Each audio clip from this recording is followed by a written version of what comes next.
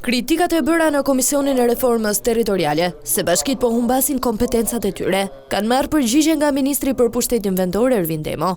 Pas mbledhjes së qeverisë, ministri pranoi se ky komision shërben për t'u njohur me shqetësimet e bashkive, në mënyrë që të përmirësohen shërbimet ndaj qytetarëve. Duhet shkoj përtej debati thjesht numri i bashkive më shumë apo më pak, por fakt duhet fokusuar tek ato cilat janë funksionet e bashkive. Kuptohet që qeveria qendrore nuk do të biri gjithmonë dakord me bashkitë. Unë kam qenë vetë kryetar bashkie.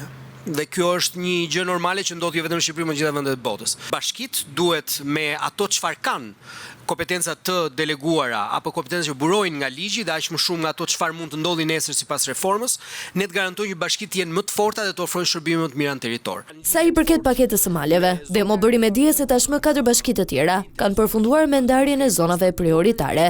Zonave prioritare të bashkive janë 4 bashki të tjera të cilat kanë miratuar në zonave prioritare, ne tashmë shkojmë në numrin 40 të bashkive.